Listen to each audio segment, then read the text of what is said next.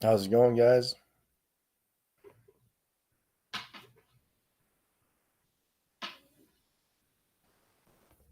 Welcome to the live stream. So I jump on here real quick.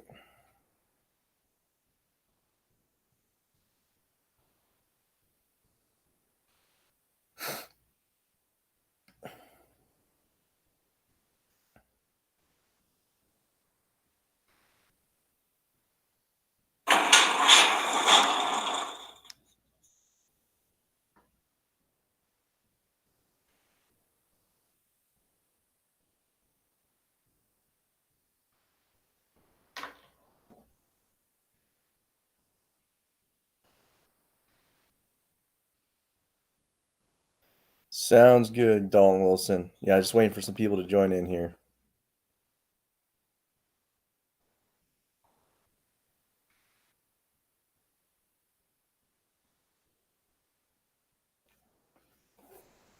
All right. Can't make this set up here.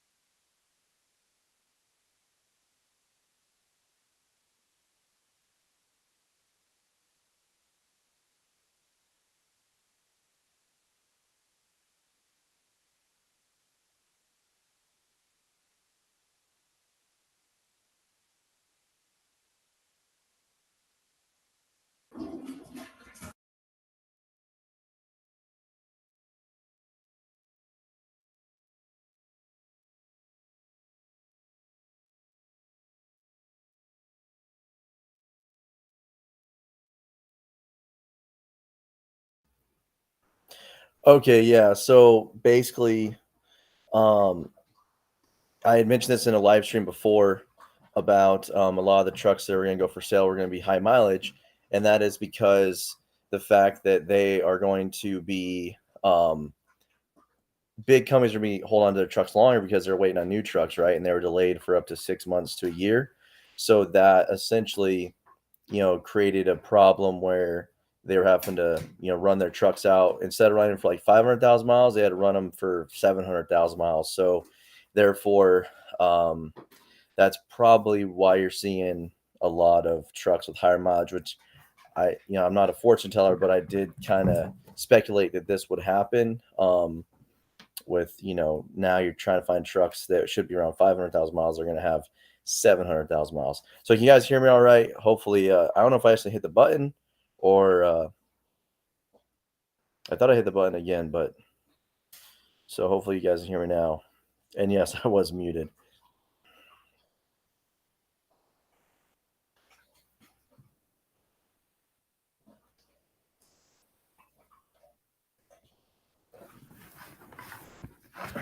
So yeah, basically, um, yeah, it's unfortunate because I've been looking at trucks myself, and I just can't find anything that's got, you know, I can't find anything either that's got decent mileage and isn't as expensive. But unfortunately, that's just the world that we live in right now. Um, and you know, even though those trucks are 700,000 miles versus 500,000, truck prices have come down, but they haven't come down enough to justify a good deal given that you have 200,000 more miles on the truck. The trucks will probably come down 10 or 15% in some cases, which, buying a 2000, 19 or 2020 truck for, 10% may not be enough to justify 200,000 more miles, you know, because that's essentially a fifth of the, truck's life if you go to a million miles. So, that's 20%. So you would assume to pay 20 less percent for the truck versus 10%. But, I've got truck paper pulled up here. We can I can answer any of your questions. We can talk about anything trucking related. We can look at some trucks maybe, or, just go over some other stuff. I thought I'd, jump on here, do a quick, Q&A, see if you guys had any questions for me. Still kind of waiting for some more people to jump in here. We're in the first 7 minutes and I was kind of muted there for a second anyway. So feel free to ask me anything.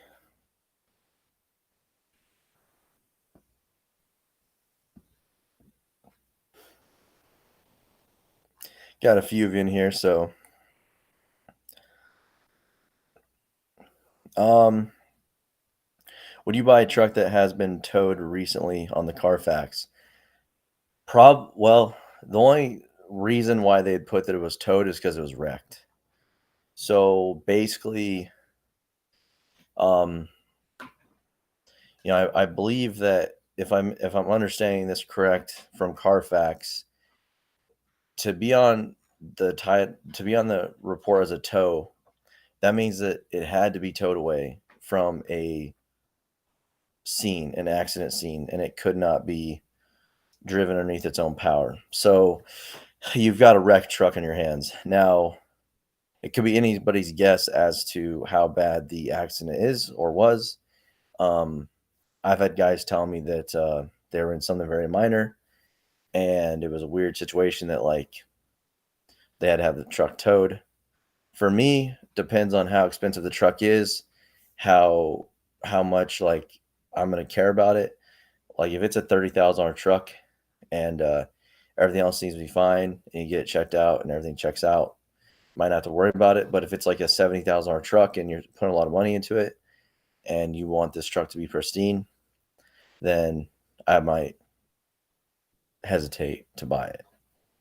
I'm always really nervous, when the Carfax something isn't right on there. Also, you can look at Ben Verified and RigDig. Those are two other places, but yeah, I mean it's hard, man, because being towed away means that it was inoperable, and that means that either it was in a pretty serious accident or a pretty minor one. But either way, it's up to your discretion if you really like the truck and if it appears to be fine. Like, I'm actually getting in a different situation now where I'm potentially looking for company trucks to put, for I'm adding trucks to my fleet for drivers, or, so if I go and look for like a spare truck, a truck that has a towaway, like say if it's just going to be like a a spare truck for, my drivers to use while their trucks are down, um, then it might be okay because you might only use this truck, every now and again. So in that situation, that's my situation where I would maybe consider it. But if I'm looking for it to replace one of my current trucks or my truck, I would probably pass on it. It's probably better that you do, to be honest, just because it's kind of a hassle.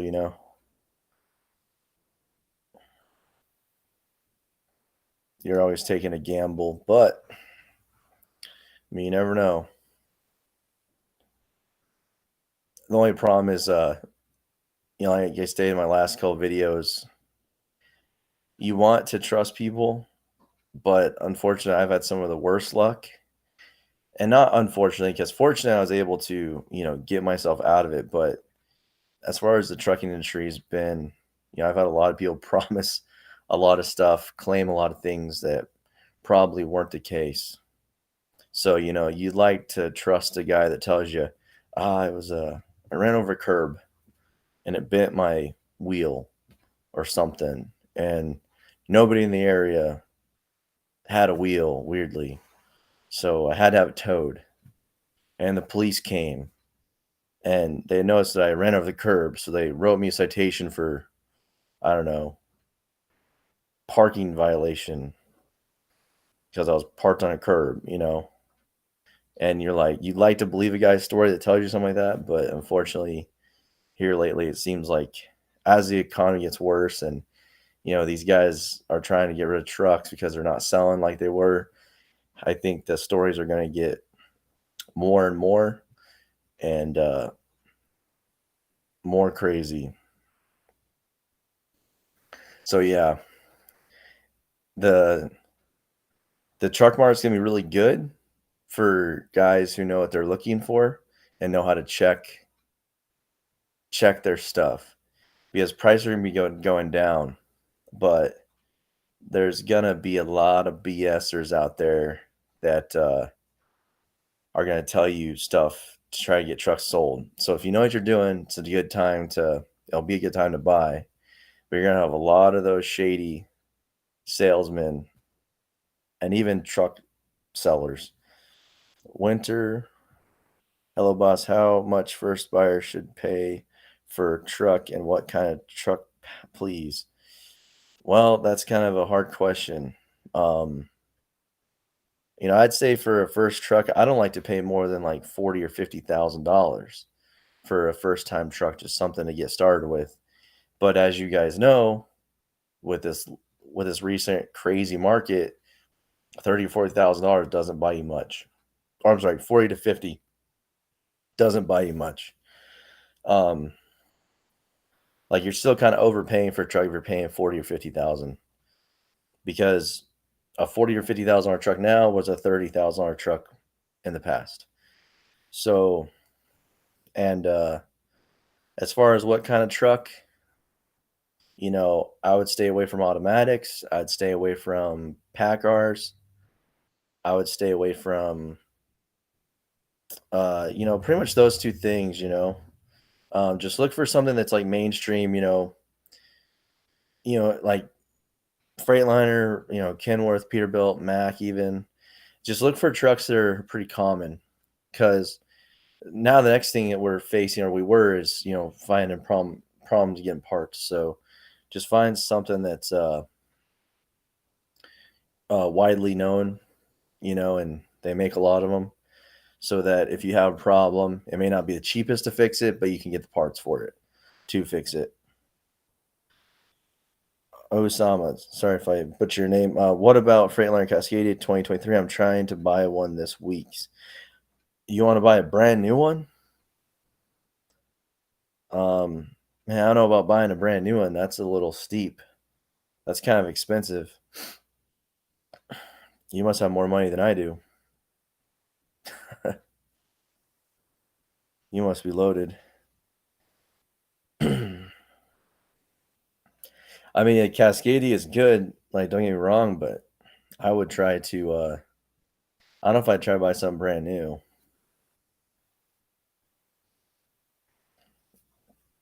And that's just because of, like, how much the cost is.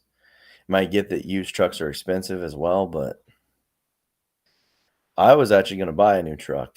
I had ordered a new truck, and I waited 6, 7, 8 months, and it finally came in, and I passed on it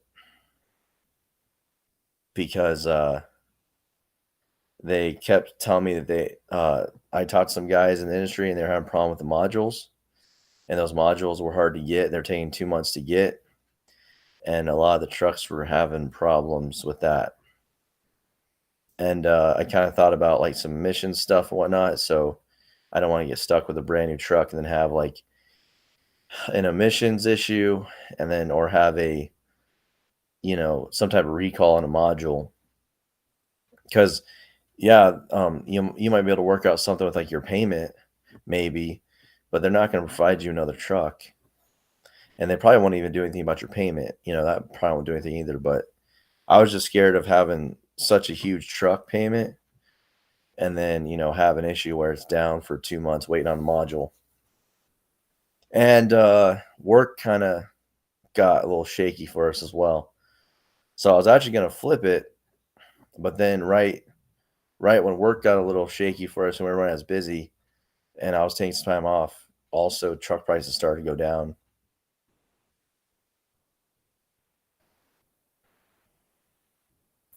Winter, how much owner operators make a week or a year? On the high side, you can make, you know, 5,000 to, $10,000 a week. So,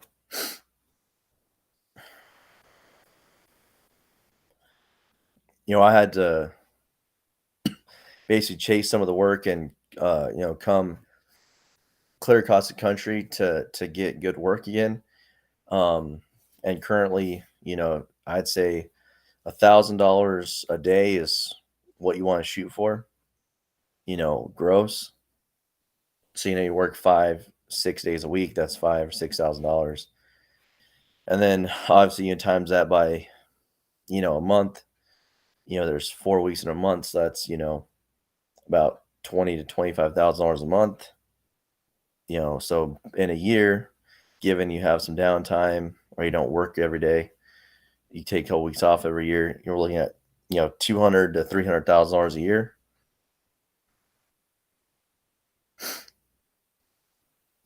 Now just this is gross, so you still got fuel expenses and truck expenses and all that stuff on top of that.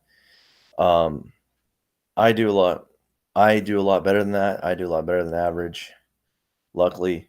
Um but I'm in a pretty specialized field though too that unfortunately isn't probably gonna last for a few more years. So I'm gonna need to start looking at something else in the next couple years as well. Because what I do is so specialized that that's why it pays so well.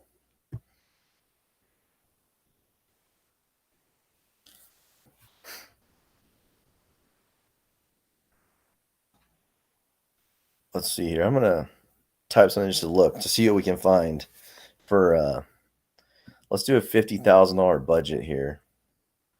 I'm gonna do sleeper trucks just because show all sleeper trucks. We're gonna go all trucks. This is crazy. You used to never be able to do this because it was too before you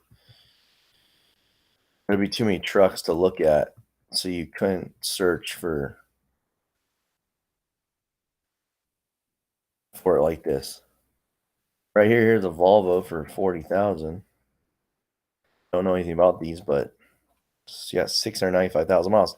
So there we go. Like this truck probably would have had 5,000 miles, but the company that's probably waiting for their new trucks probably had to drive it another 100 to 200,000 miles before they got their new ones in. So that's why they're probably selling this one.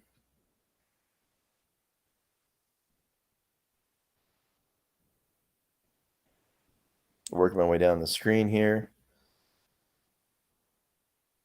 A lot of these Freightliner Cascadias for sale, 2019. These got 400,000 miles on them. And I guarantee whoever's selling these, unless it's a company that went out of business, I'm pretty sure these are probably, I don't know, probably Walmart trucks. And they probably would have been selling these with 350,000 miles, not 400. But they probably had to wait for the new trucks to come in. This is probably a 3-year lease, so they probably got them in 2018 as 19s and then 19 2021. So they're probably trying to get rid of these in the early 2022, and they had to wait till 23 to get their, probably till now, to get their new ones.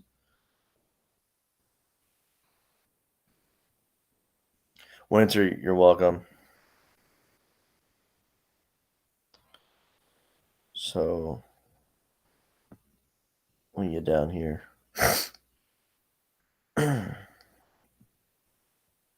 So we're gonna set a target, a price target right here. Let's see. So price maximum 50,000. We're gonna do price minimum 10,000 because we just don't want like a bunch of real like big garbage coming through, you know. Or also we don't want like no bidding, like zero price trucks. We're gonna search this and see what $50,000 buys you. So let's see what $50,000 gets you.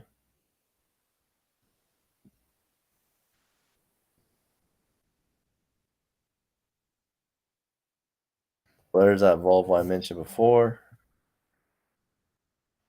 International. Automatic transmission, which I wouldn't really want to mess with, especially at 400,000 miles. It's probably definitely going to start having some issues. Let's see here. Another automatic. That's another automatic. You typically see a lot cheaper price on automatics. And I don't know if that's because they go bad and people know that, or if there's such a stigma on them that they're not great. So they know they got to price them cheaper. I don't know if the trucks are actually bad or if they just got the stigma that makes them, people not price them high because they know that because they're automatic, they won't fetch the right higher price. But either way, you don't want automatic. See, I'm getting all automatics. This might be a trend that keeps going. Well, here's a manual. Let's see this. $45,000. Got a big old tall sleeper. 2014.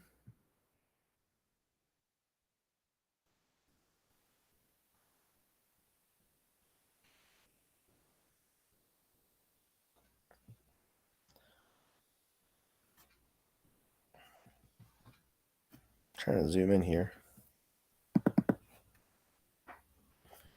Well, I guess not.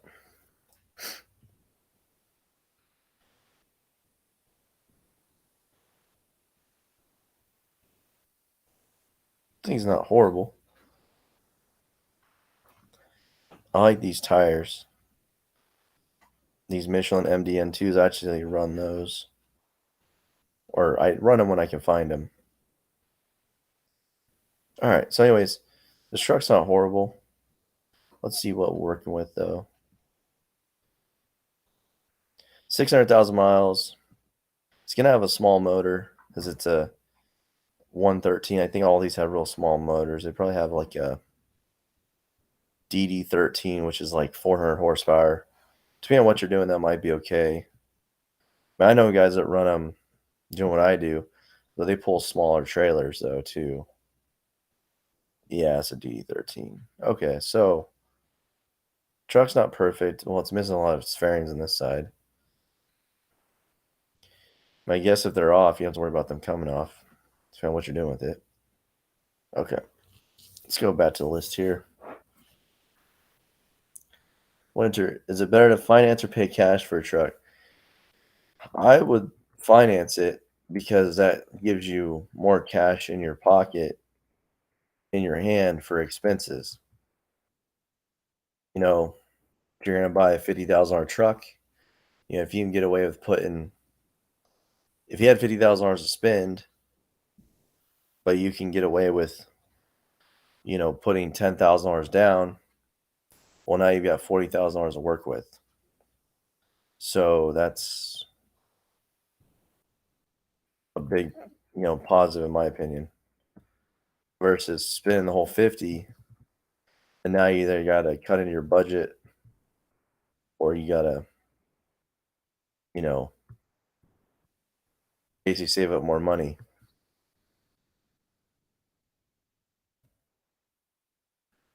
All right, so let's see this truck. It's manual, 10 speed. The only thing I don't like about it, and this might be controversial, but this is my experience, is Freightliners with Cummins in them. I like the Freightliners to have Detroits in them. Uh, you know, Cummins are meant for Kenworths and Peterbilts and stuff. Everything else about this truck I like, but yeah, I like it to have a D a DD 15er. But other than that, it's pretty decent. I mean, it's cleanish. It needs to be cleaned, but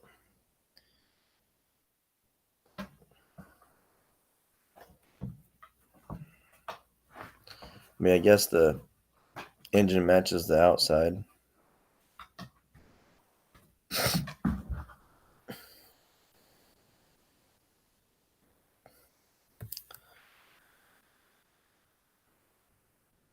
Keep going. Here's a Mack, 700,000. That's a little high for me. I wouldn't really buy a truck that, not. It's good price, but it's just way too expensive or way too many miles. There's another Peterbilt, 734,000. If you're gonna spend this kind of money, I'd definitely try to get something under 700,000 miles. Let's see. I try to get something under that 500,000 mile mark, but it's gonna be hard. It's not like this got 600,000 miles. I mean, looks, maybe the picture's not doing justice. It looks a little rough. It's $30,000 though. Here's a Peterbilt road truck for. It's got 420. So it's got a Packard. Stay away from that.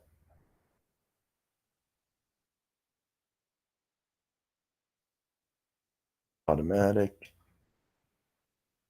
829,000. That's really expensive, or really expensive for the mileage. Oh man, this one's got 996,000 miles. Yeah, it's crazy that before to a million mile truck. It's crazy to think that you're gonna pay 440,000 for a million mile truck. Here's another one. Four. Let's see, 485 horse. Yeah, it's just got way too many miles on it. You can kind of see what condition it's in here.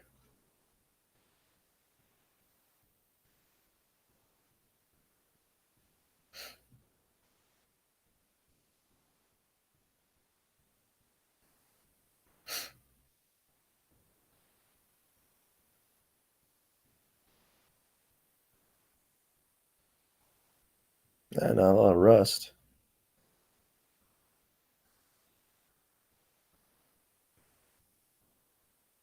But Midland, Texas, I guess you're not gonna have rust in Midland, Texas. See another Cummins motor. Oh yeah, it is Kenworth. Never mind. So this is good because it's meant to have Cummins in it. The Detroit's meant to have a. Freightliner's meant to have a Detroit.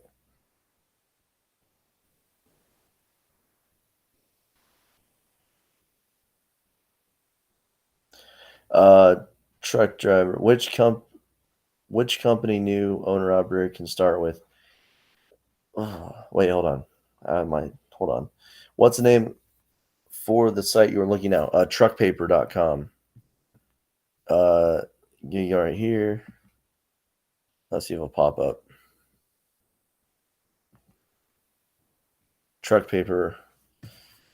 Truckpaper.com is where you can find where I'm at. We're gonna go back down. We're gonna do this. We're gonna look at.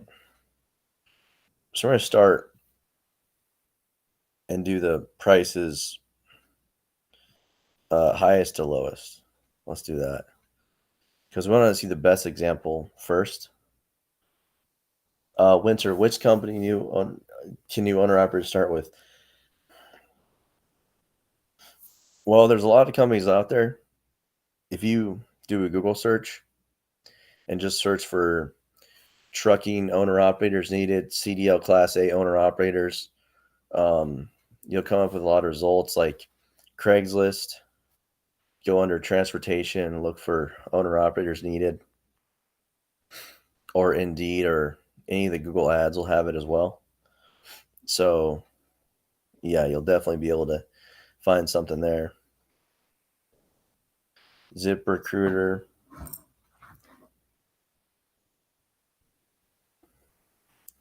So here's a 2016 Freightliner. This one's not bad. But there again, it's got a Cummins in it, and it's a Freightliner. So, not gonna say that's why they're selling it, but seems to be a lot for sale with the Cummins in it. And this one's automatic. Another automatic Volvo.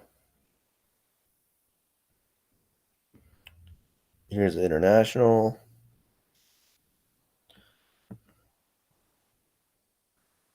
And obviously, it depends on what you're going to do, of which truck you want to pick. But we're doing a $50,000 budget, seeing what we can find.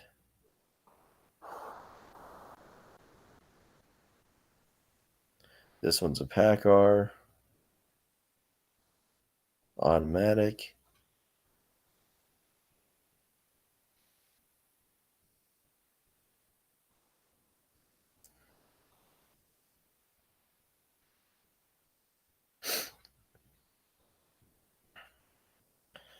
It's got 810,000 miles on it.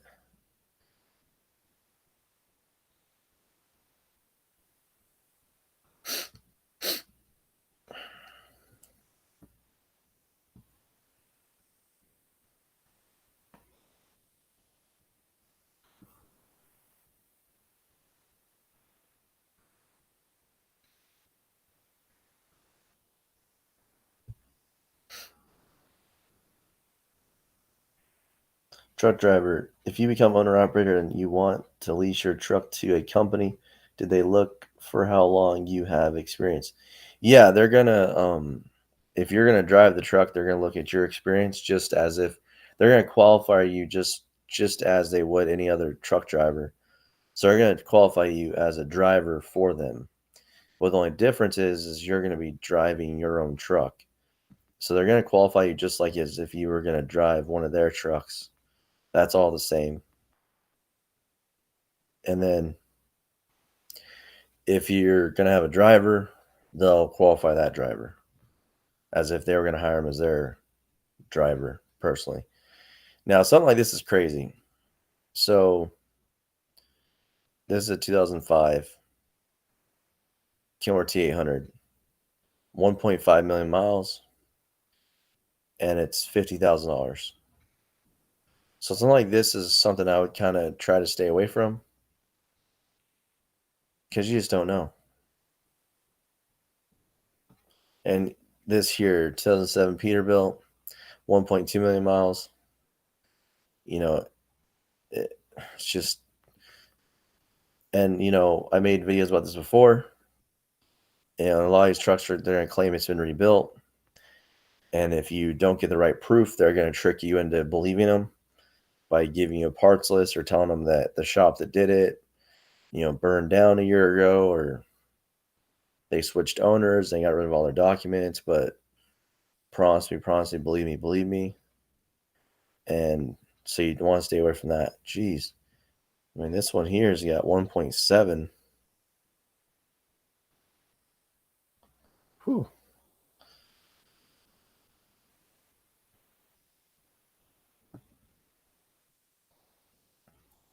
You're gonna find a lot of this. A lot of these older trucks with real high mileage. Because 6 months ago or last summer, people were basically jumping over people to buy these trucks with ultra high mileage because $50,000 was cheap, you know.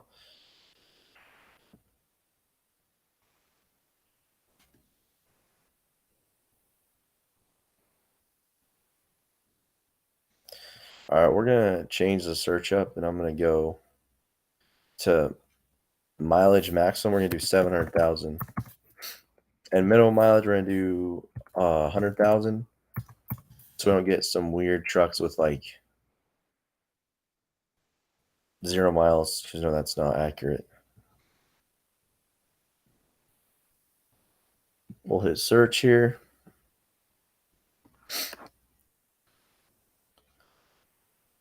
So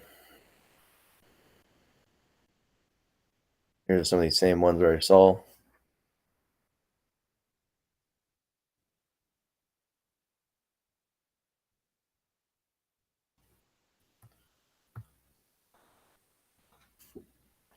This 2016 Cascadia. It's got 644,000 miles, 435 horsepower. Not horrible.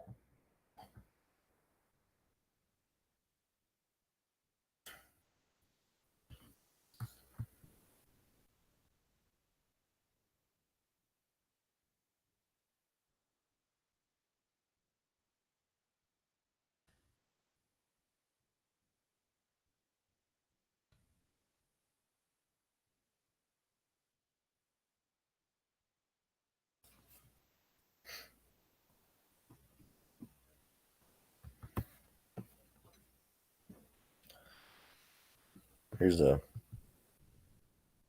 purple Freightliner, 50,000 miles. Got the smaller motor, but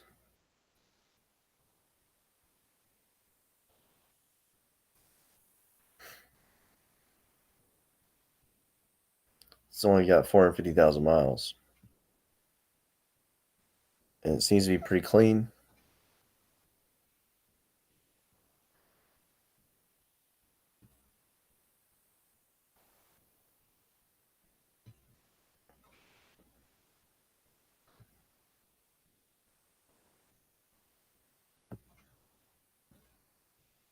It's at Iowa.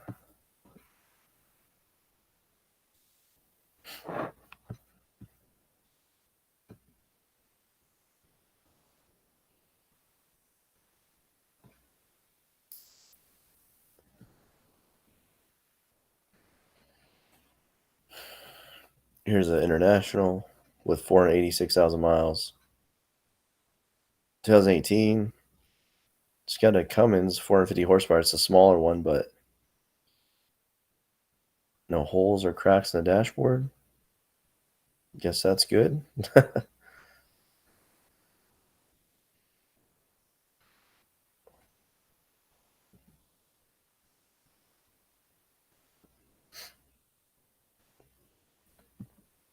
Let's do this International fast.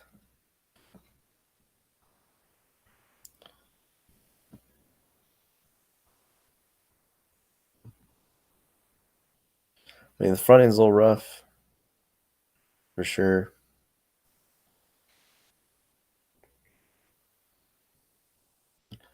But I mean, if everything else looks decent, it's in Arizona, so it's not gonna have rust if it was originally from there. I would love Arizona. I love Arizona trucks. Clean.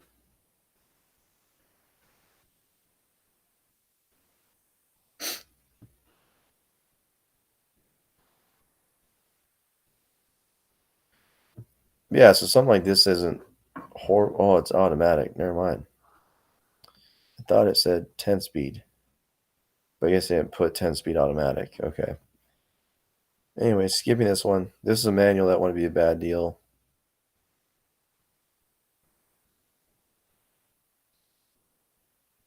Jeff, how old are you? 31.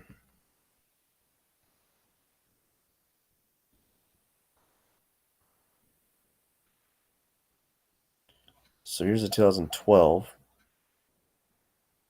If this is a manual, this will not be a bad. Yeah, this is a manual. So this may not be a bad deal right here. It's out of California, so as long as it's from California, it won't have any rust. Very little. Pretty clean. Obviously, you want to check all these out. You want to make sure that, they're all legit. That it is what they say it is. Do a Carfax, do a rig dig on it. This one's got a pretty decently clean interior, missing stereo. Someone probably stole it.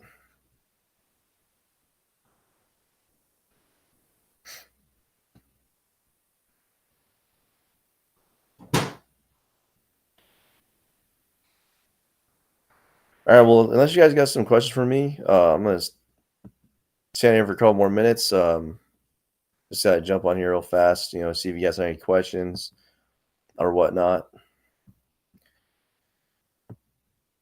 But just kind of looking at see what's on the market for. Jeff, how do you like being on the road? Do you enjoy it? I'm not on the road. I'm actually local, but I mean, I do go on the road to go do jobs across the country, and it's all right. I mean, if the pay's good enough, I'll put up with just about anything. So as long as you're getting paid well, it's not bad. And that goes for, I'm sure, like guys who are on the road and over the road truck drivers, as long as they're getting paid enough, I'm pretty sure they don't see it as an issue. But if they're not getting paid well, then that's when it becomes an issue. But I mean, I've been in the trucking industry for about 12 years now, and it's been pretty good to me. So I do, I do enjoy it sometimes, and I hate it other times, just like any other thing, any other job you have.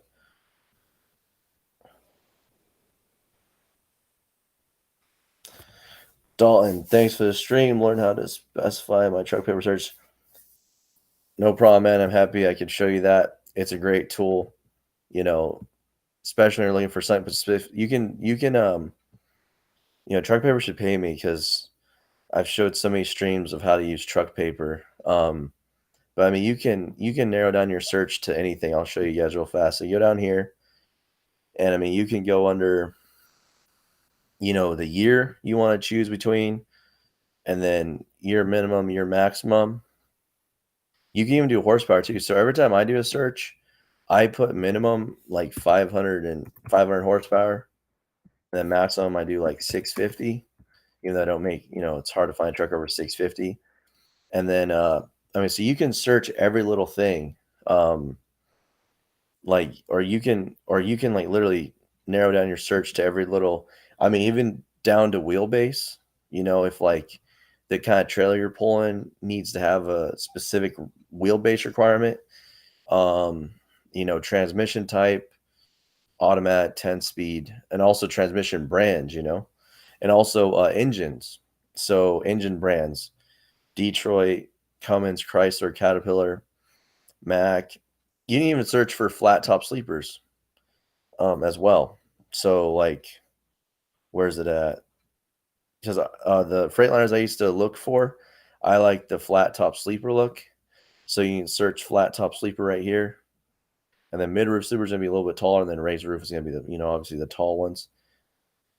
And then sleeper size as well.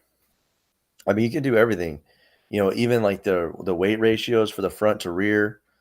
I haul heavy, so a lot of times I'll select to 46,000 pound rears right here. and then also how many axles. So I mean, you can really like get pretty down and dirty on specifications.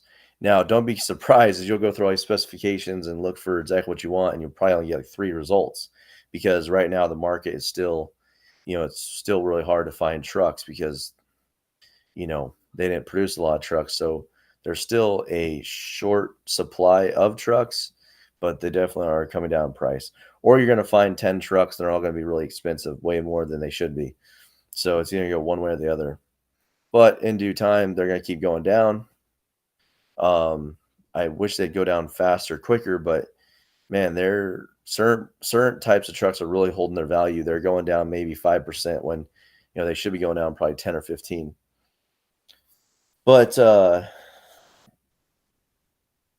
yeah, anyways, I just want to show that with everybody, show them how to do a specific search. And also that's for like this is for like sleeper trucks because we're under if you go up here, so we're under sleeper trucks for sale right here. So you can do this for like any kind of truck. You can search for just day cabs. You can search for just Freightliners, Kenworths, Peterbilts, um, pretty much everything. So right here is your criteria: heavy duty trucks, medium duty trucks, light duty trucks, and a lot of somebody was asking me the other day. Uh, they was wondering how to find box trucks, and they they didn't know that you can find box trucks on truck paper too. You just go under, light duty trucks and then search underneath that, and also light duty trucks, because I mean box trucks, you put them on light duty truck frames as well. Talking like F250 to F150 or F250 to 350, and then medium duty is gonna be your like F450, F550 upwards. Like I can't remember what the Freightliners are called, the medium duty ones. Um, up to like 750s. But yeah, okay, Jeff, would you recommend if it to someone, or would you say it would be better to do something else? I did like certain things about how you can be on your own most of the time, and I think the work is not to. Yeah, I mean, uh, we used to say, for the job we do and the money we make, it's pretty good. When you're driving a truck and you're making, $80,000 a year, and and then you're on your off days and you're watching guys on a roof doing a roofing, then you start to say, okay, for the job I do, I can get paid pretty well because I could have to be doing that. And that guy doing roofing shingles is probably not making $80,000 a year. Or, the guy out there holding the sign in traffic when it's, you know, either 10 degrees out or 110 degrees out, So for that situation, I would definitely agree. It's not too difficult for how much you're getting paid. You're in a air conditioned cab or heated cab, and you kind of, drive by some of these workers that are out there just suffering. And if you make good money as a truck driver, chances are you're making more than they are, almost guaranteed. But there's always risk, there's always liability.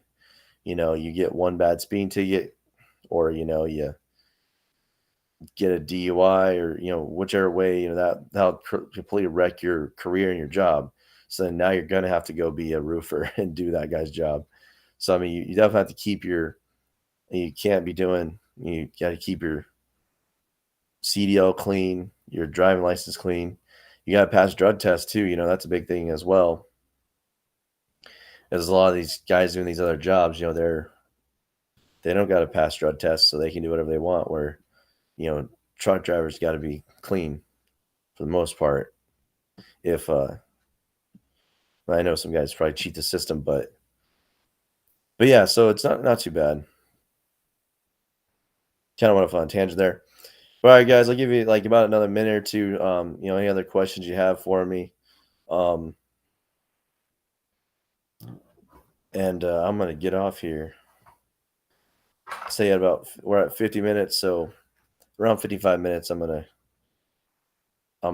get off of this unless you guys have any other questions for me.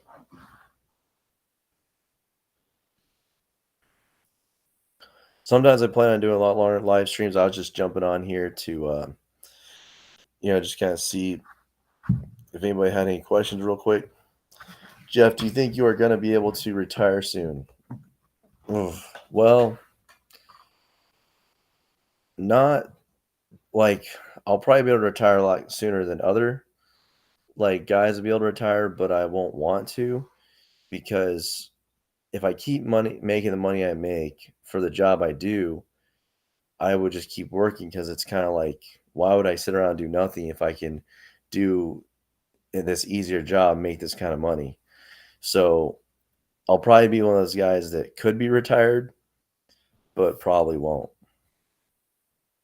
because if I'm like 50 years old and I could retire or I could go make $1,000 a day driving my own truck, and I can do that 2 or 3 days a week, then I'll just go make a quick $3,000 a week, you know?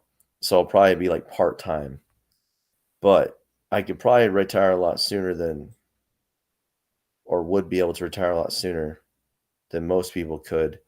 But given that what we do is so easy to do, then I'll just keep doing it. Dalton, thanks, man. You helped a ton. Happy to hear that. Yeah, just let me know if you have any other questions. All you guys can, go in my down in my comments on my channel, and type some questions in the comments as well. I usually get Google alerts for new comments on the channel.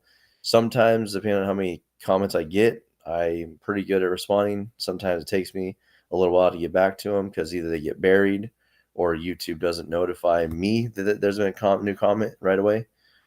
But you guys can always reach out to me on the channel. Any video is fine, like most recent video. Just do the most recent video and then, type a question in the comments. I'll try to get back to you on it.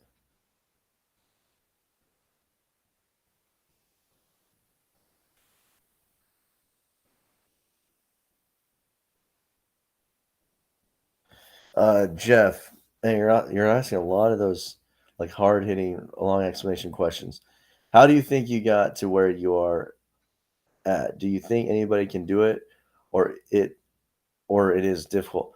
Honestly, you don't have to be a rocket science to be like a truck driver. You can get to the level. I mean, I have mentored guys and they've become owner operators under, somewhat, listening to what I have to tell them either through the channel or, through direct contact. I have mentored guys from basically not being a truck driver to getting their CDL, getting experience, and then buying their own truck and becoming an owner operator and making more money than I do. So I've proven, I have a record of proving that anybody can do it if they are willing to put in the time and effort. And some of these guys make more money than I do because I don't want to go over the road and they're willing to go over the road. So that's where a lot of the big money is. So definitely anybody, it's not that hard. A lot of people can do it. Like I'm not a special like case or nothing. I'm not super smart or super intelligent, or I didn't get lucky. I mean, I had lucky streaks, but anybody can get to where I am at pretty easily. If you spend 3 years, you can get to where I'm at in 3 years. If you went and got your CDL tomorrow, did a month long school, got your CDL, and then got a decent job, got about a year or two of experience, saved up money, bought a truck, start running that truck for about a year or two, you could very well almost be to where I'm at. Um, and there's a lot of other people out here that are exactly where I'm at. There's a lot of owner operators that make good money.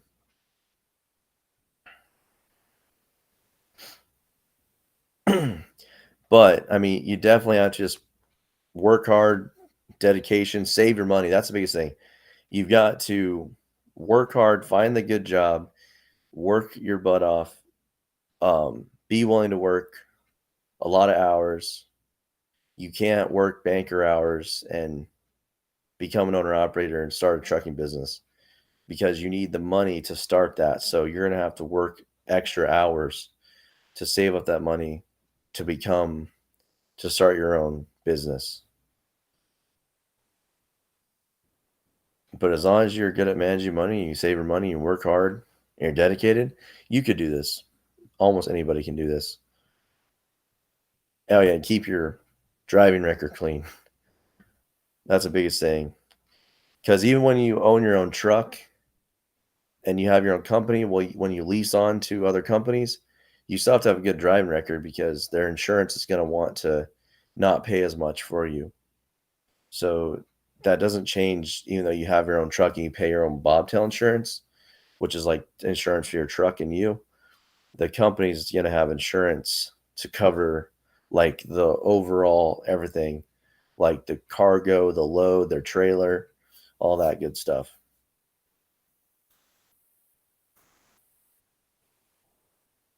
Hopefully that helps.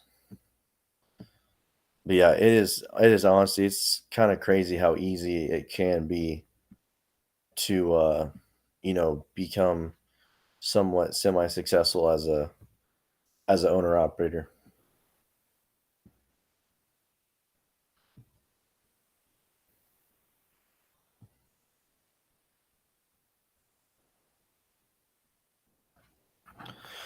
Jeff, that's actually an interesting question. Do you have more trucks now and I haven't been watching some of the videos. Do you have people drive under you now? Um, Possibly yes and no. I do have other trucks. And I I had I had drivers driving for me years ago. I had another trucking company, and had multiple trucks and drivers. I haven't had drivers recently, but that might be changing just because I might be thinking about getting drivers again and hiring, which I'm gonna need about 2 to 5 drivers roughly once everything gets going. And then I don't know if I'll keep it lean and mean small or I'll try to build bigger. But yeah, I'll soon I will probably have guys driving underneath me. But right now I currently do not have any, but I do have other trucks. Because a lot of times I've been buying and selling trucks over the last couple years just to make extra income. And now that I got them and work seems to be good, I'm like, well, if I can find drivers, that is, because man, it was hard to find drivers, 3 or 4 years ago, and now since everything has happened that's happened, as we all know, it's it's probably gonna be about 10 times harder to find drivers. So that's gonna be a big factor. If it's too hard for me to find decent drivers, I'll just keep doing it for myself. But if I can find decent drivers, I'll definitely start hiring people.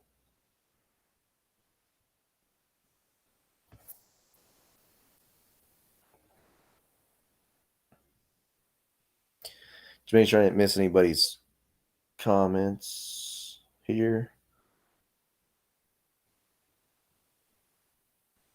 Don't want to leave anybody hanging.